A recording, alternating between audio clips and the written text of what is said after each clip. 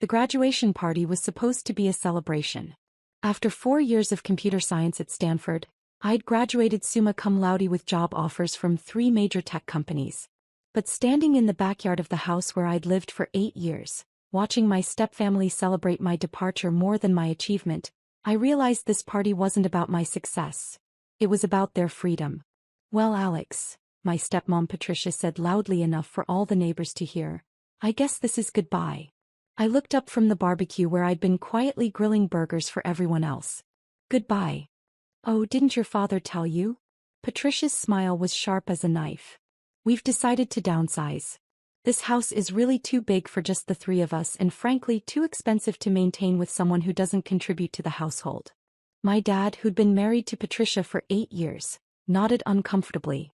He'd never been good at confrontation, which is probably why he'd let Patricia make most of the family decisions since they'd gotten together when I was 14. "Downsize to where?" I asked. "Oh, we're not downsizing," my stepsister Brittany chimed in from her lounge chair by the pool. "We're upgrading. Dad got a promotion and we're moving to that new development in Westfield. You know, the one with the golf course. The houses there start at $800,000, my stepbrother Kyle added, not looking up from his phone. "Way too nice for someone who's going to be living on an entry-level salary." The neighbors, our neighbors, people I'd known for 8 years, laughed politely at Kyle's joke. Mrs. Henderson from next door actually nodded approvingly. "It's probably for the best," Patricia continued, warming to her audience. "Alex has always been a bit different from the rest of us. It's time for him to learn to stand on his own 2 feet. "But this is my home," I said quietly. "Your home." Patricia's laugh was like breaking glass. "Sweetheart, this is our home. You've been a guest here and now it's time for you to find your own place." What Patricia didn't know, what none of them knew, was that I hadn't exactly been struggling financially during college. While they thought I was just another broke student living off Dad's generosity, I'd actually been building something extraordinary. It started sophomore year when I developed a mobile app for tracking campus dining hall wait times. Nothing fancy, just a simple interface that helped students avoid crowds. But when I showed it to my computer science professor, he suggested I patent the underlying queue prediction algorithm. That algorithm caught the attention of a logistics company, who licensed it for $2.3 million. Suddenly I wasn't broke anymore. But I was smart enough to keep quiet about it. I used that money to start developing more sophisticated logistics software, working with a team of graduate students I hired as contractors. Within 2 years, we'd created a supply chain optimization platform that revolutionized how retail companies manage their inventory. When Amazon offered to buy the platform for $47 million, I was 21 years old and secretly one of the youngest millionaires in Silicon Valley. But to my family, I was still just Alex, the quiet stepson who spent too much time on his computer. I'd been watching the house situation carefully through my lawyers. Dad and Patricia had been struggling financially for months. Dad's promotion, Patricia mentioned, was actually a lateral move with a small raise, and they'd been borrowing against the house to maintain their lifestyle. 3 months ago, when the bank started foreclosure proceedings, a mysterious buyer had stepped in with a cash offer above market value. That buyer was Phoenix Holdings LLC, one of my shell companies. Last month the sale had closed. Phoenix Holdings, which is to say I now own 2847 Oakwood Drive, the house where I'd lived since I was 14. "When are you planning to move?" I asked, taking another burger off the grill. 2 weeks, Patricia said. "We close on the new house next Friday." "That's cutting it close." "Oh, we'll be fine. The new owners are being very accommodating about timing." I smiled. "That's nice of them." "Yes, well, some people understand what it's like to deal with family transitions." Kyle stood up from his lounge chair, stretching dramatically. "I can't wait to have my own bathroom again. No more sharing with the computer nerd. And I'll finally have a walk-in closet," Brittany added. "This place is so outdated." Dad hadn't said much during this conversation, which was typical. He'd learned long ago that it was easier to let Patricia make decisions than to argue with her. But he looked uncomfortable with how public this humiliation was becoming. "Alex," he said quietly, "we should probably talk privately about your living arrangements." "What's to discuss?" Patricia interrupted. "He's 22 years old, he has a college degree, he has a job lined up. It's time for him to be independent." "I understand," I said. Independence is important. Exactly. Patricia beamed as if I'd finally gotten the point. You'll thank us for this someday. Nothing builds character like having to make it on your own. Mrs. Henderson from next door nodded again. Patricia's absolutely right. These kids today expect everything handed to them. Some of us work for what we have, Kyle said, though he'd never held a job longer than 3 months. Some of us understand the value of family, Brittany added, though she'd made it clear for years that she didn't consider me real family. I continued grilling burgers and listening to my stepfamily explain to the neighbors why I deserved to be kicked out. The irony was perfect. They were celebrating their escape from me while standing in my backyard, eating food I'd bought, planning to move to a house they could only afford because I'd bought their current one. Where will you go? Mrs. Henderson asked me with what sounded like genuine concern. I'll figure something out, I said. Maybe you can find a nice apartment, Patricia suggested. Something small and affordable. Good for a starter place. That sounds perfect. You're taking this very well, Dad said, looking surprised. What's the point in fighting it? I shrugged. You've made your decision. See, Patricia said to the crowd. I told you Alex was mature enough to handle this. He understands that this is what's best for everyone. After the party ended and the neighbors went home, I helped clean up the backyard while my stepfamily went inside to continue planning their move. As I was putting away the lawn chairs, my phone buzzed with a text from my lawyer. Eviction notices ready for delivery. Still want them served tomorrow? I typed back, yes. First thing in the morning. Any special instructions? Make sure Patricia signs for hers personally. The next morning I was up early working in my room when I heard the doorbell ring. Through my window I could see a man in a suit standing on the front porch with a clipboard and several envelopes. Patricia Reynolds? I heard him ask when Patricia answered the door. Yes. I have some documents for you to sign. I made my way downstairs quietly, positioning myself where I could see the front door but remain unnoticed. Patricia was scanning the documents with growing confusion. I don't understand. This says eviction notice. There must be some mistake. No mistake, ma'am. You've been served notice to vacate the premises within 30 days. That's impossible. We own this house. Actually, ma'am, according to county records, this property is owned by Phoenix Holdings LLC. You've been residing here without a valid lease agreement. Dad appeared at the door looking confused. What's going on? Some crazy person is trying to evict us from our own house, Patricia said, waving the papers. The process server consulted his clipboard. Are you Robert Reynolds? Yes. I have documents for you as well. Dad took his envelope and opened it, his face growing pale as he read. This says the house was sold 3 months ago. That's correct, sir. But we didn't sell. According to the bank records, the property was in foreclosure. Phoenix Holdings purchased it through the foreclosure auction. Patricia's voice rose to a shriek. That's impossible. We would have known. Ma'am, foreclosure notices are sent by certified mail. They're also published in the legal notices section of the local newspaper. I could see the realization dawning on Dad's face. He'd probably been throwing away those certified letters for months, not wanting to deal with bad news. There has to be something we can do, Patricia said desperately. You can contact Phoenix Holdings directly. Their information is on the notice. What's their phone number? I'm not authorized to provide that information. You'll need to contact them through their legal representatives. After the process server left, I could hear Patricia and Dad arguing in hushed, frantic tones. Within an hour they were making phone calls, trying to reach Phoenix Holdings, trying to understand how they'd lost their house without knowing it. I went downstairs to find them in the kitchen, surrounded by paperwork and phones. Alex. Patricia looked up desperately. Thank God. We need your help. What's wrong? Someone stole our house. Can you believe it? Some company bought it without telling us. That's terrible. We're trying to reach the owners, but they're hiding behind lawyers and shell companies. Your generation is good with computers. Can you help us track them down? I sat down at the kitchen table and looked at the eviction notice. Phoenix Holdings LLC. I can do some research. I pulled out my laptop and made a show of searching for information, typing random queries and clicking through websites. Anything? Dad asked anxiously. It's complicated. Phoenix Holdings appears to be owned by another company which is owned by another company. It's a pretty sophisticated corporate structure. Can you find out who's really behind it? I can try, but it might take a while. Patricia was pacing the kitchen like a caged animal. This is insane. You can't just steal someone's house. Actually, I said, still typing, it looks like they didn't steal it. The property was legally purchased through a foreclosure auction. What foreclosure auction? According to these records, you missed several mortgage payments and the bank initiated foreclosure proceedings 4 months ago. Dad's face went ashen.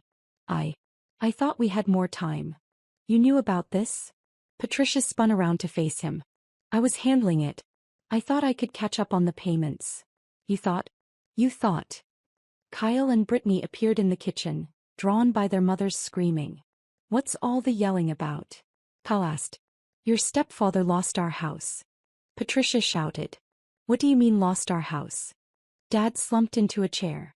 I fell behind on the mortgage payments. The bank foreclosed. Someone else bought it. Where are we supposed to live? Brittany demanded. I don't know.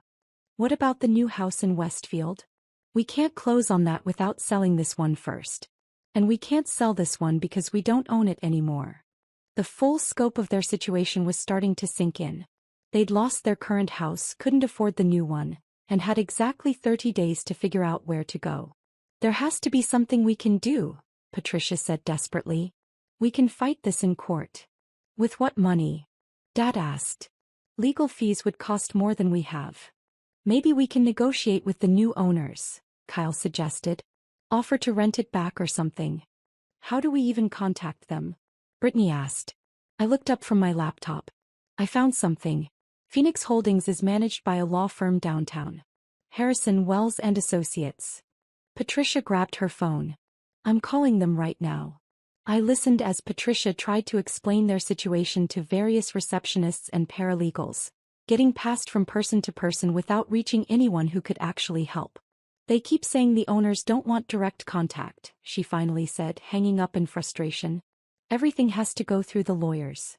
What did the lawyers say? They said Phoenix Holdings might consider a rental agreement, but the family would need to apply like any other tenants. Apply to rent our own house? Apparently. Dad was now reading through the foreclosure paperwork, his face growing more haggard with each page. It's all legal, he said quietly. Everything was done by the book. We're lucky the new owners are even considering letting us stay. Lucky? Patricia's voice cracked. We're supposed to feel lucky that strangers are letting us rent our own home? It's not our home anymore, Dad said. It hasn't been for months. I cleared my throat. There might be something else. Everyone turned to look at me. I've been doing some research on Phoenix Holdings. They seem to specialize in helping families in financial distress. Maybe this isn't as hostile as it seems. What do you mean? Think about it. They could have evicted you immediately, but they're giving you 30 days. They're open to a rental agreement. Maybe they bought the house specifically to help you. Patricia stared at me. Help us. By stealing our house. By saving it from foreclosure. If they hadn't bought it, the bank would have auctioned it to the highest bidder, and you definitely wouldn't have any chance to stay. Dad was nodding slowly. Alex might be right. This could have been much worse. So what do we do? Apply to rent it back, I guess. See what they offer. I spent the rest of the day helping my family draft a rental application to Phoenix Holdings. Through my lawyers, I reviewed their application and financial information, then crafted a response that would give them exactly what they deserved. 3 days later, the response came back. Patricia read it aloud to the family. Phoenix Holdings LLC is pleased to offer the Reynolds family a lease agreement for 2847 Oakwood Drive. Monthly rent will be $4,200, with first month's rent and security deposit due upon signing. $4,200? Kyle's voice cracked. That's more than twice what our mortgage payment was. It's market rate for this neighborhood, Dad said quietly. How are we supposed to afford that? We'll have to make some changes. Patricia continued reading. The lease agreement includes the following conditions. Property must be maintained in excellent condition. No modifications to the house without written permission. All utilities are tenant responsibility. Lease term is month to month, renewable at landlord's discretion. Month to month. Brittany asked. That means they can kick us out anytime?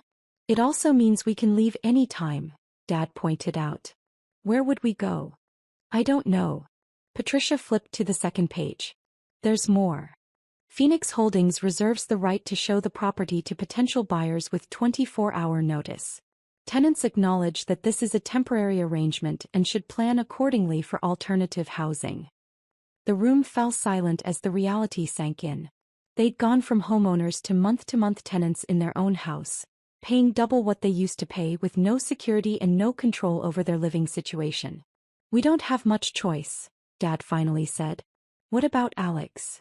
Brittany asked suddenly. If we're paying $4,200 a month, we can't afford to support him too. All eyes turned to me. I'd been so quiet during this crisis that they'd almost forgotten I was being kicked out. Actually, I said, I have some good news about that. What kind of good news? I found an apartment. I can move out this weekend. Where? Downtown. It's a nice place and I can afford it with my new job. Patricia looked relieved. That's wonderful. Everything is working out. There is one small thing though. What? My new landlord wants references. Since I've been living here for 8 years, I was hoping you could provide a reference about what kind of tenant I am. Of course. Patricia said quickly. What do they need to know? Just the basics. That I'm clean, quiet, responsible. That I always paid my share of expenses on time. Your share of expenses? Dad looked confused. You know, rent, utilities, my portion of household costs. Alex, Dad said slowly, you never paid rent. You were family. Oh. I looked genuinely surprised. I guess my new landlord will think that's strange. Why would they think it's strange? Well, they're going to want to see a history of rental payments. They'll think it's weird that a 22-year-old has never paid rent anywhere. Patricia was starting to look uncomfortable. Can't you just explain that you were living with family? I tried that. They said family should still charge something even if it's just nominal. They're worried that someone who's never paid rent might not be responsible about monthly payments. The irony was perfect. The family that was kicking me out for not contributing to household expenses had never actually asked me to contribute to household expenses. What do you need from us? Dad asked. A letter saying that I paid $800 a month in rent for the past 4 years, and that I was always on time with payments. But that's not true, Kyle pointed out. I know. But if you don't mind writing it anyway, it would really help me out. Dad and Patricia exchanged glances. They were about to become tenants themselves, and they needed my help with computer research and paperwork. The last thing they wanted was to make me angry. Of course we can write that letter, Patricia said quickly. Thanks. I really appreciate it. What they didn't know was that my new landlord was also Phoenix Holdings LLC. The reference letter they were writing was going directly to my own company, where it would be filed away as evidence of their willingness to lie when it served their interests. I moved out that weekend telling them I was going to a downtown apartment. In reality, I moved into a penthouse in the city center that I'd bought 6 months earlier. It was a temporary arrangement while I decided what to do with the house on Oakwood Drive. Over the next few months, I watched my former family struggle with their new reality. The $4,200 monthly rent was stretching their budget to the breaking point. Dad had to take a second job driving for a rideshare company. Patricia went back to work as a retail manager. Kyle and Brittany both had to get part-time jobs to help with expenses. For the first time in their lives, they were learning what it felt like to have financial pressure, to worry about making rent, to budget for basic necessities. Through my property management company, I received regular reports on the house. They were taking excellent care of it, better care than they'd ever taken when they owned it. Knowing they could be evicted at any time had made them appreciate what they had. 6 months after I moved out, I decided it was time for the next phase of my plan. I had my lawyer send a letter to the Reynolds family. Phoenix Holdings LLC has decided to sell the property at 2847 Oakwood Drive. As current tenants, you have the right of first refusal to purchase the property at market value. Current market value has been assessed at $895,000. Patricia called me immediately, crying. Alex, they want to sell the house. $895,000. We don't have that kind of money. That's terrible, I said. We'll have to move out.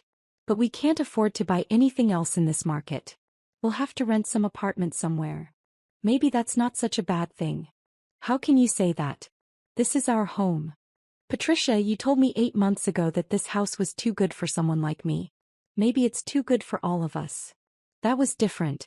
I was angry about other things. What other things? I don't know. I was stressed about money and I took it out on you. I'm sorry about that. Are you sorry or are you just in a bad situation now? Patricia was quiet for a long moment. I'm sorry. I was wrong to treat you the way I did. What way did you treat me? Like you didn't belong. Like you weren't really family. And now I realize. Now I see that you were the only one who actually acted like family. How so? You helped us through this whole crisis.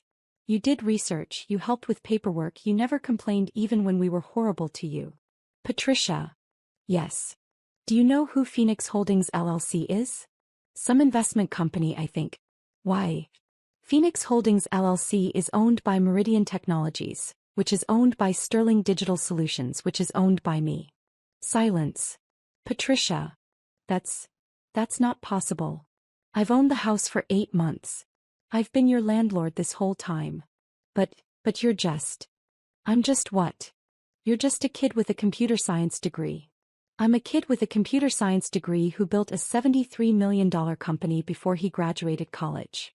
73 million? Give or take. Alex, I don't understand. I know you don't. You never asked what I was actually doing.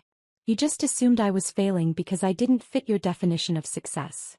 Why didn't you tell us? Because you made it very clear that I wasn't really family. Why would I share my success with people who didn't want me around? Patricia was crying again. Alex, I'm so sorry. We all are. We were wrong about everything. Yes, you were. What happens now? Now you have a choice. You can continue renting the house at the current rate or you can buy it back. For $895,000? No. For $400,000. What? I'll sell it back to you for what you originally owed on the mortgage. No profit for me, just enough to cover what you lost to foreclosure. Why would you do that? Because Patricia, despite everything you've put me through, you're still my family. And family helps family even when they don't deserve it. We could never afford $400,000. Actually, you can. You've been paying me $4,200 a month for 8 months. That's over $33,000 in rent. I'll count that as your down payment, and I'll finance the rest at below market rates. You'd do that? On one condition. What? You all sit down together and have an honest conversation about how you treated me, and how you want to treat each other going forward. And if we do that, then you can have your house back and we can try to be a real family. What if we can't afford the payments? Then you'll lose the house again just like before. But this time you'll lose it to family who actually cares about what happens to you. 6 weeks later, I was back in the house on Oakwood Drive for Sunday dinner. Dad was cooking, he'd learned how during his second job. Patricia was setting the table with dishes she'd bought at discount stores. Kyle and Brittany were arguing about whose turn it was to do dishes. It felt like a real family for the first time in 8 years. Alex, Patricia said as we sat down to eat, I owe you an apology. You already apologized. No, I mean a real apology. In front of everyone. She turned to face Dad, Kyle, and Brittany. I was wrong about Alex. I was wrong to treat him like he didn't belong here. I was wrong to assume he wasn't contributing to the family. And I was wrong to try to kick him out. We all were, Dad added quietly. Alex, Kyle said, looking uncomfortable, I'm sorry too. I always acted like you were the loser stepbrother, but you were the only one actually building something with your life. Same here, Brittany said. I was jealous that you were so smart, so I tried to make you feel bad about it. I looked around the table at my family. My real family, the people who'd taken me in when I had nowhere else to go. The people who'd given me a home even when they didn't know how to make me feel like I belonged. Here's what I think, I said. I think we all made mistakes. But I also think we can do better. How? By actually being a family. Not just people who live in the same house, but people who support each other's dreams and celebrate each other's successes. Even when we don't understand them? Patricia asked. Especially then. Dad raised his glass of water. To family. The real kind. To family, we all repeated. As we clinked glasses, I realized something. The house on Oakwood Drive had never really been about the building itself. It had been about the people inside it and whether they chose to make it a home. For the first time in 8 years, it finally felt like home. And the kid they'd tried to kick out for not being good enough had become the man who saved them all. Sometimes the best revenge isn't destroying your family. Sometimes it's showing them what family really means.